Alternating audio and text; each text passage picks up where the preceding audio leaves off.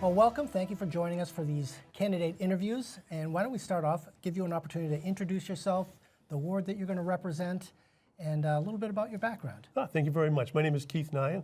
I am the incumbent Ward 7 City Councilor, and I am running for my 10th term. So it's been 18 years of fun. Did I miss anything?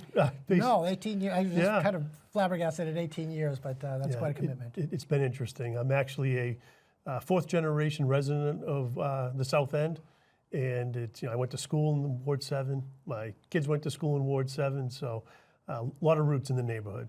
That's great. My kids also went to school in the South End, and I think we were kind of neighbors for a while there. Probably. On the corner. So we'll jump right into these questions. Sure. I want to start off talking about the tax base in Concord. You know, we've got a large portion of our land, as you're very well aware, that is tax exempt, state government, lots of nonprofits here in Concord. Is growing the tax base an important issue for you? And if so, what type of ideas do you have in order to achieve some tax base growth goals? Yeah, so I would say tax base expansion has been a priority of the council since I joined. It's always going to be an issue. But you're right, the question is, what can we do about it? So the first thing I always think about is, what have we done in the past? And there's plenty of tools available to developers in the city, such as TIF districts, 79E tax credits, revolving loan funds that we've used, community development block grants. All of these things go into creating an environment that's more open to development. Sure. That being said, I think the most important thing that the council can do is to remain open to public-private partnerships to help champion some of these projects that we do see. Sure. Right now, when a project is pitched to us, we do take a look at all the financials, because when the city is asked to contribute to a project, as you can imagine, there's usually a very big price tag asked of Concord, whether it be investments into infrastructure or just flat out dollars to support a project. We've always taken a very critical view of those projects to make sure that the return on investment is there. But that can't prevent us from being open-minded, looking at these projects and partnering with developers who are ready to make a project work. Sure, sure. Now, in the past, the city has invested in staffing that were intended to market the community and to try to attract businesses. Do you think that's a good use of taxpayer dollars? Or could it be a good use of taxpayer dollars? It certainly could be. The prior individual, I think, was a great individual. Timing just wasn't right for the city to have that position. Sure. But certainly having a formal position to bring people to Concord, absolutely, it has value. It's going to be timing. Is the environment right to have that sort of outward marketing of the city? Unfortunately, that comes with a very large price tag. We're probably looking at somewhere in the vicinity of $200,000 to $250,000 a year. If Concord were to actively promote itself, it would need to be annually, consistently using multiple media outlets. So until we're ready to tackle that price tag, I think we just need to continue to look at codes, look at how we entice development, and continue with those public-private partnerships. Sure. It's interesting you brought that up, a couple $100,000 or more. Most people would think of it, well, to hire a person, it's not that kind of money, but then you have to be able to invest in marketing and all the other pieces that come along to it. Sure. Because if you're just putting somebody behind a desk, it's really not going to. Yeah, I think that's our experience. Is we hired somebody who had a great, many skills, very personable, but unless we're ready to do that year in and year out, sure. With that kind of effort, it's just not going to be successful. Well, let's move on to another topic. I want to talk about housing, the shortage thereof. And this is no secret. This is a chronic issue throughout the state and probably throughout a lot of New England. We've got a shortage here.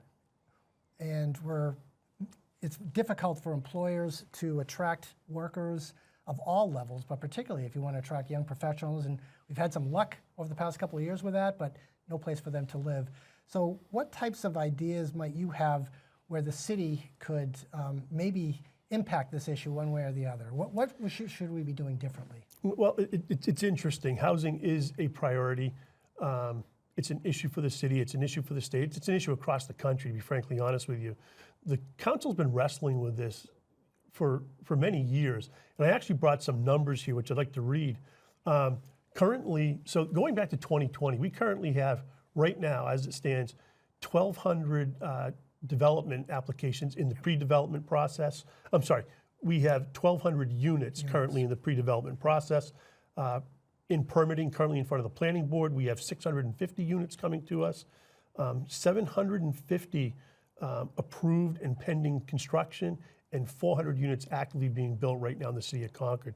So over the next 18 months to probably 3 years, we're looking at bringing in roughly 3,000 new units. So it's good to see some of these past efforts coming to fruition. I think we need to continue to be vigilant, diligent, and to continue to partner. Again, it's these public-private partnerships of removing obstacles when they're in front of development and making sure that we stay in front of the issues and getting it out to the public that, hey, we want to be a community where there's going to be development. Come to us. It's pretty impressive the number of units that are being proposed that are on the books and many under construction. Challenge is getting them to the finish line. I mean, the cost of construction is ridiculous. Supply lines are just out of control. I was talking to an electrician yesterday, Concord area electrician, and they're working on housing issues and involved in some of these projects, but they can't get essential electronic equipment, and they're on like a 3-year wait list for some of this stuff. So, there are supply shortages. There are staff shortages. When I say staff, trades, I mean, we're dealing it with our own business just as you are.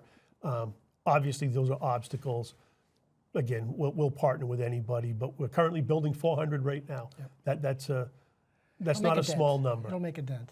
Yeah. So on the similar lines, homelessness in Concord, that's an issue that just seems to get more and more challenging all the time. There's some good organizations that are trying to make a dent, but it seems like the population grows far faster than we can provide services. So what should we be doing differently? The homelessness issue is one which I think is going to strike a chord with most candidates this election cycle.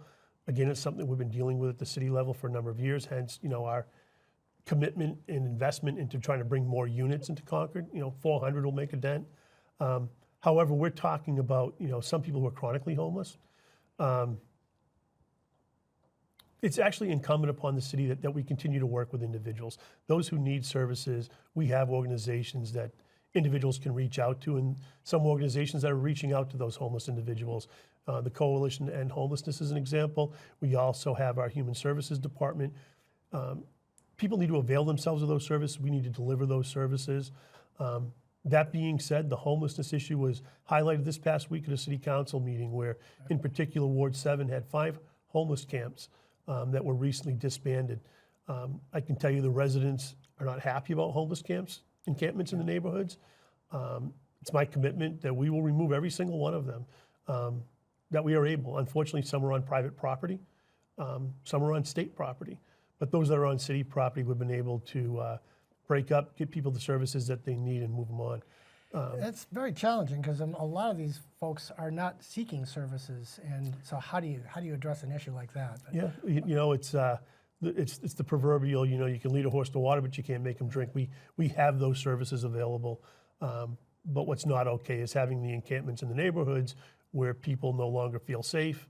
For the most part, the encampments that we've dealt with, are not homeless families living in tents. There's some elements of criminal histories, and there's some unsavory behaviors taking place, some addiction issues, and certainly there are a lot of behavioral health issues that come with those populations. So it's incumbent we get them help, and again, let's remove those encampments from the neighborhoods. So I'm going to shift gears a little bit here. Certainly. I want to talk about tourism, something near and dear to my heart. Absolutely. We live in a state that has a large tourism industry, second largest industry in the state. But from my perspective, we're not getting our fair share here in Concord. We're seeing a lot of cars go by. And in order to be more serious about tourism, you have to invest in it. Is there a role that the city should play in that? How do you see us moving forward, or if you think that's a worthwhile investment? I think it's a great question. The short answer is yes, absolutely there's a role for the city. How we define that's going to remain to be seen. Things that we have already done. during the discussion of the 93 expansion coming through Concord, council, mayor authored a letter to the state saying, please work with us, let's make our facade more attractive. We've talked about uplighting over the years. We've talked about historic trails in Concord. All of these things can be done, but we probably need to hire somebody, someone who can actually champion some of these tourism type efforts. We've talked about the possibility of creating a destination marketing organization referred to as DMOs. Oftentimes chambers run DMOs within their organization. And it's similar to what we talk about economic development, where you can't just have a person and expect things to happen. You have to invest in the marketing, and marketing is now getting very, very sophisticated, as I know that you're aware of. So, but these happen in other communities. And you know, it's interesting. I traveled years ago to Milwaukee, and every single weekend in Milwaukee during the summer there's a fest. yeah, And that doesn't happen by accident. It doesn't happen because ton one of person work. had an idea. There's a lot of work. If Concord envisions itself to be a destination for people who want to visit a multicultural fest, which I know we have one that's successful, but pick your festival, the Garlic Festival, or Strawberry Festival. There needs to be someone who can kind of pull that together at a city level and coordinate all the different resources. It's also important to kind of tell what Concord has. We're deep in history. I don't think we celebrate our history enough. Have a few nice museums, but they're not marketed. This past week at the City Council, we authorized the city manager to enter an application to clean up the Concord stables with the intent of cleaning that up and making it a stagecoach museum.